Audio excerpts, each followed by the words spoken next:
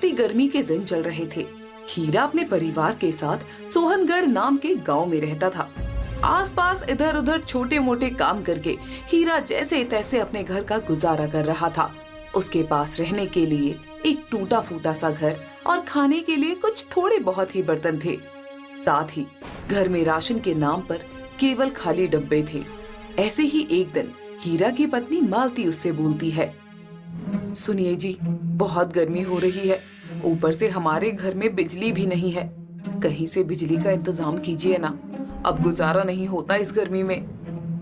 मैं तुम्हारी परेशानी समझता हूँ मालती, पर मैं क्या करूं? मेरी इतनी औकात नहीं है कि घर में बिजली का तार लगवाकर तुम्हारे लिए यहाँ पंखा ही लगवा दूं। जी अगर ऐसा ही रहा तो हम तो गर्मी में मर ही जाएंगे। इस बार गर्मी भी बहुत ज्यादा हो रही है, देखिए तो किस तरह कड़कड़ाती धूप पड़ रही है। गर्मी तो सच में बहुत ज्यादा पड़ रही है, बर्दाश्त ही नहीं होता है। मैं देखता हूँ, अगर कुछ हो पाया तो मैं जरूर करूंगा। अभी मैं काम पर जा रहा हूँ। इतना कहकर हीरा अपने काम के लिए निकल जाता है और हर दिन की तरह मेहनत मजदूरी करना शुरू कर देता है। पर बहुत ज्यादा गर्मी होने की वजह से काम करना बहुत ही ज्यादा मुश्किल हो रहा था, जिस वजह से हीरा थोड़ी देर पास में लगे एक पेड़ के नीचे आराम से 2 पल बैठ जाता है। तभी हीरा अपने साथ काम कर रहे रामू नाम के आदमी जो उसी पेड़ के नीचे बैठा था उससे बोलता है, रामू भाई, इस बार तो गर्मी बहुत ही ज्यादा पड़ रही है। सच में ऐसा लग रहा है कि सूरज हमारी जान ही चूस लेगा। ये तो आपने बिल्कुल सच कहा हीरा भाई, गर्मी तो इस बार बहुत ही ज्यादा है। मैं तो घर जाकर आराम से कूलर के आगे बैठकर हवा लेता हूँ, तब जाकर कहीं राहत मिलती है, वरना दिन भर इतनी धूप में काम करके तो शरीर एकदम पिलपिले आम की तरह हो जाता है। अच्छा भाई, वैसे ये कूलर कितने तक का आ जाता है? अरे मैंने तो पिछले साल 15,000 का लिया था, लेकिन हवा एकदम ठंडी ठंडी देता है, मजा आ जाता है भाई उसके आगे बैठकर। मैं भी सोच रहा था भाई कि अपनी बीवी के लिए और अपने लिए एक कूलर ले लूं, और इतने पैसे ही नहीं है मेरे पास। अब भाई काम की चीज तो महंगी ही आती है, एक बार पैसा लगाओ तो सालों साल चलती है। बात तो सही है, पर सालों साल लेने के लिए पैसा भी तो चाहिए ना। बात तो सारी पैसों की है भाई। पैसा तो हर चीज में लगता है, पर सिर्फ कूलर लेकर क्या करेगा तू? तेरे घर में तो बिजली भी नहीं है। हाँ ये तो है, कूलर कौन सा प्रकृति का हवा से चल जाएगा, कूलर के साथ साथ बिजली भी तो चाहिए। तो तू एक काम कर, किसी के यहाँ से टाका लगा ले तार का, और फिर बिजली ले अपने घर पर। रात को जब सब सो जाते हैं तब तो टाका लगा लिया करना, और सुबह जल्दी उठकर हटा दिया करना। किसी को क्या पता चल रहा है? अरे कम से कम रात तो ठीक से गुजर जाएगी। ऐसे ही हीरा और रामू काफी सारी बातें करते हैं, जिसके बाद दोनों थोड़ा सा आराम करके फिर से अपने काम में लग जाते हैं। शाम तक गर्मी में काम करते करते हीरा की हालत बहुत खराब हो जाती है। जैसे ही वो थका हुआ घर जाता है तो घर में उसे और भी ज्यादा घुटन महसूस होती है, क्योंकि उनके घर पर कोई पक्की छत तो थी ही नहीं। बस छत के नाम पर उन्होंने टीन रखा हुआ था, जो गर्मी की वजह से बहुत ज्यादा तप रहा था, और कमरा किसी तंदूर से कम तो बिल्कुल नहीं लग रहा था। हाल बेहाल रामू घर के आंगन में जमीन पर ही लेट जाता है। तभी मालती बोलती है, जी क्या हुआ, आप ठीक तो है ना? अरे हाँ मैं ठीक हूँ, जमीन बहुत ठंडी ठंडी लग रही है, इसीलिए मैं इस पर लेट गया। रुकिए, मैं हाथ वाला पंखा लेकर आती हूँ और आपको हवा कर देती हूँ। मालती जल्दी से हाथ वाला पंखा लेकर आती है और हीरा को हवा करना शुरू कर देती है। पंखे की हवा से हीरा को कुछ सुकून महसूस होता है। तभी उसे एकदम से रामू की कही हुई बात याद आने लगती है और वो मालती से इस बारे में बात करने लगता है, जिस पर मालती बोलती है, जी आपको लगता है क्या ऐसा करना ठीक है? वैसे देखा जाए तो गलत भी नहीं है। रात को हम भी सुकून से सो पाएंगे और सुबह होते ही हम टाका हटा दिया करेंगे। चलो ठीक है, मैं करता हूँ इसका भी कुछ। सबसे पहले मैं भंगार की दुकान से पुराना पंखा ले आता हूँ। पुराना ही ले लेते हैं, क्योंकि नया तो अभी हम ले भी नहीं सकते। हाँ, नया लेने के लिए पैसे भी बहुत सारे चाहिए। और वो भंगार वाला सोनू तो हमारी जान पहचान का ही है, इसलिए वो थोड़े बहुत पैसे कम भी कर देगा। कल मैं जाकर उससे बात करता हूँ और पंखा खरीद कर ले आता हूँ, और साथ में टाका लगाने के लिए तार भी लेकर आऊंगा। फिर उसके बाद आगे का काम करते हैं। ऐसे ही अगले दिन हीरा गांव के ही एक भंगार वाले की दुकान पर जाता है, जहां पर कई तरीके के पुराने कूलर पंखे रखे हुए होते हैं। हीरा सबको एक एक करके देखने लगता है। भंगार वाला सोनू बोलता है, क्या लेना है हीरा भैया?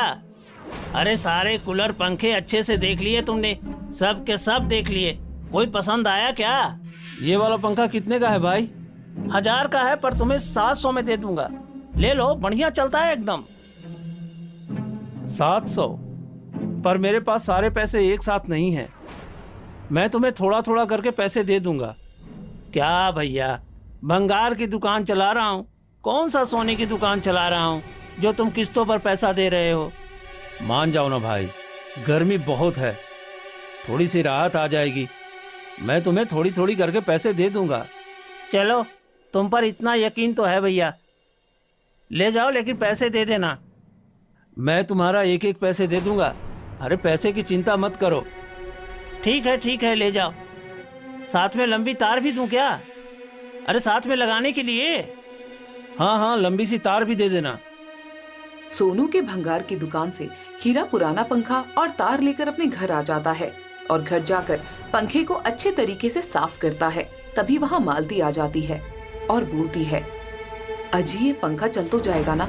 इसकी हालत देखकर तो नहीं लग रहा कि ये चलेगा। अरे नहीं, चल जाएगा। और वैसे भी भंगार में कुछ भी नया थोड़ी नहीं मिलता है, पुराना है तो क्या हुआ, कोशिश करेंगे तो जरूर चल जाएगा। आपने ये सोचा है कि हम तार कहाँ से लाएंगे, यानी कि टाका कहाँ से लाएंगे? टाका लगाने के लिए मैं लंबी तार लेकर आया हूँ, सीधा खंबे से ही लगा लेंगे। घर के आसपास तार लगने और कटने का डर है। हीरा अच्छे से उस पंखे की सफाई करता है और टाका लगाने की सारी तैयारी कर लेता है।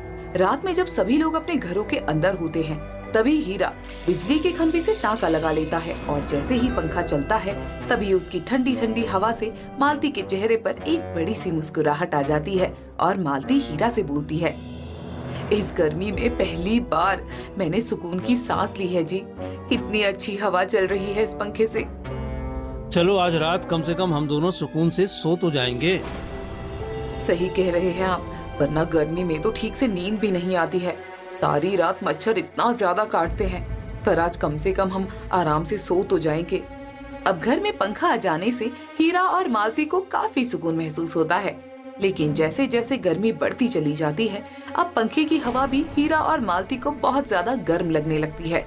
ऐसे में मालती गर्मी में काम करने की वजह से बेहोश होकर गिर जाती है। हीरा मालती के मुंह पर पानी डालकर उसे उठाता है और मालती होश में आती है। तभी मालती बोलती है, माफ कीजिएगा, मुझे कुछ पता ही नहीं चला। गर्मी में काम करते करते एकदम से मेरा सर घूम गया और मैं गिर गई। बाप रे, गर्मी इतनी ज्यादा है कि अब तो पंखे की हवा भी एकदम गर्म आ रही है। अब तो हमें कैसे भी करके अपने घर में कूलर लाना ही होगा। पर जी, हम कूलर कैसे लेकर आएंगे? कूलर तो बहुत ज्यादा महंगा है और इतनी गर्मी में कूलर का दाम तो और ज्यादा बढ़ गया होगा। कुछ ना कुछ तो करना होगा। अगर कूलर खरीद के नहीं ला सकते तो फिर हमें कूलर घर पर ही बनाना होगा, वो भी अपने तरीके से। घर पर बनाना होगा? लेकिन घर पर कूलर कैसे बन सकता है? अगर चाहेंगे तो सब कुछ बन सकता है। अब मैं घर पर अपने लिए मिट्टी का कूलर बनाऊंगा, जो बिजली से तो चलेगा ही चलेगा, उसके अलावा प्राकृतिक हवा से भी चलेगा। जी आप सच कह रहे हैं क्या? आप ऐसा कुछ बना सकते हैं, मिट्टी का कूलर? पक्का तो मुझे भी नहीं पता, पर मेरे दिमाग में एक तरकीब है। हो सकता है कि वो काम कर जाए और हमारा मिट्टी का कूलर बनकर तैयार हो जाए। अगर ऐसा हो गया तो फिर हमें बिना बिजली के भी ठंडी हवा मिल जाया करेगी। ऐसे ही अपनी पूरी तैयारी के साथ अगले दिन हीरा मिट्टी का कूलर बनाने की तैयारी करता है। सबसे पहले हीरा बहुत सारी कच्ची मिट्टी अपने घर पर लेकर आता है, जिसके बाद लगातार कई दिन की मेहनत के बाद कूलर के ढांचे जैसा कुछ बनकर तैयार करता है। करीबन 15 दिन के अंदर हीरा का मिट्टी का कूलर बनकर तैयार हो जाता है, जिसमें वो दूसरे बिजली वाले कूलर की तरह ही जाल भी बनाता है और साथ ही उसमें घास भी लगाता है और बहुत ही अच्छे तरीके से अपने लाए हुए पंखे को उस मिट्टी के कूलर के अंदर फिट कर देता है। मालती उस मिट्टी के कूलर में ठंडा ठंडा कुएं का पानी भर देती है। रात के समय जैसे ही हीरा रोज की तरह तार का टाका लगाता है, तभी उस मिट्टी के कूलर से एकदम ऐसी ठंडी ठंडी हवा आने लगती है। इतनी ठंडी हवा तो उनके घर में लगे हुए पंखे की भी नहीं थी। उस ठंडी हवा के झोंके से दोनों पति पत्नी के चेहरे पर सुकून की मुस्कान आ जाती है। तभी मालती बोलती है, आपकी तरकीब तो सच।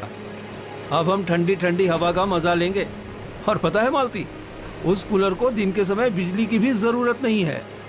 जी पर बिना बिजली के इसका पंखा चलेगा कैसे?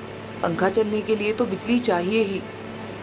नहीं मालती, दिन में जो घर के दरवाजे से गरम गरम लू घर के अंदर आती है ना, वो इसके पंखे को अपने आप घुमाएगी और मिट्टी की वजह से वो गर्म हवा ठंडी हवा बनकर हम तक पहुंचेगी। आप सच कह रहे हैं क्या? सच में ये गर्म लू से भी ठंडी हवा बना देगी? क्यों नहीं बनाएगा, बिल्कुल बना कर देगा। यकीन ना आए तो कल दिन में ऐसा करके देख लेना। बस जब कभी बाहर हवा नहीं चलेगी तब ये कूलर बिजली से ही चलाना पड़ेगा, वरना तो ये बिना बिजली के भी चल जाया करेगा। ऐसे ही उस रात अपने मिट्टी के कूलर के आगे दोनों पति पत्नी बड़े ही आराम से सो जाते हैं। दिन गुजरते चले जाते हैं। रात में हीरा टाका लगाकर बिजली के जरिए अपने मिट्टी के कूलर को चलाता है और दिन में मालती प्राकृतिक रूप से गर्म हवा को ठंडा करके अपने कूलर को चलाती है। जैसे तैसे गर्मी के दिन बीत रहे होते हैं। ऐसे ही एक दिन शाम के समय रामू हीरा से मिलने के लिए उसके घर आ जाता है। हीरा आराम से अपने मिट्टी के कूलर के आगे बैठा नींबू पानी पी रहा होता है। तभी रामू मिट्टी के कूलर को देखकर बोलता है, अरे हीरा, ये क्या है? ये कौन सा कूलर है? मैंने तो पहले कभी नहीं देखा। कहाँ से लिया है? अरे ये मेरा बनाया हुआ मिट्टी का कूलर है, इसे मैं घर पर बनाया हूँ। मिट्टी का कूलर? ये कैसी बातें कर रहा है रामू तू? हाँ, भला मिट्टी का भी कोई कूलर होता है क्या? भाई तुम्हारे सामने ही है और चल भी रहा है। आओ बैठो, तुम भी ठंडी हवा का मजा ले लो। भैया, बहुत दिमाग लगाकर तुमने मिट्टी का कूलर बनाया है। सच में मानना पड़ेगा। बिजली वाला कूलर भी एक टाइम पर जंग खाकर खराब हो सकता है, लेकिन ये मिट्टी का कूलर तो बहुत बढ़िया है। वाह! बस क्या करे भाई, अब नया कूलर खरीदने के तो पैसे थे नहीं। मैं भंगार की दुकान से ये पंखा लिया था, लेकिन ये भी इतनी गर्मी में फेल हो गया, तो फिर मैं दिमाग लगाकर ये मिट्टी का कूलर ही बना लिया। अब हमारी गर्मियाँ आराम से बीत रही हैं। सच में भाई साहब, आपको पता है कि कूलर ज्यादा पानी भी नहीं खाता और ये बिजली और बिना बिजली दोनों से ही चलता है। सच में बड़े कमाल की चीज है भाई। मैं तो कहता हूँ कि तू ऐसे ही कूलर, फ्रिज, बोतल और मटके बनाना शुरू कर दे। इस छोटे मोटे काम में क्या रखा है? अरे हुनर है तेरे हाथों में। ऐसे ही काफी देर बातें करने के बाद रामू वहाँ से चला जाता है और देखते ही देखते गर्मी के दिन गुजरते चले जाते हैं और कहीं न कहीं हीरा और मालती के दिमाग में रामू की कही वो बात घूमती रहती है।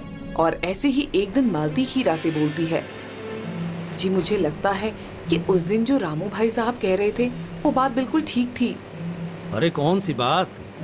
वो मिट्टी के मटके, मिट्टी की बोतलें, ये सब बनाने वाली बात। अरे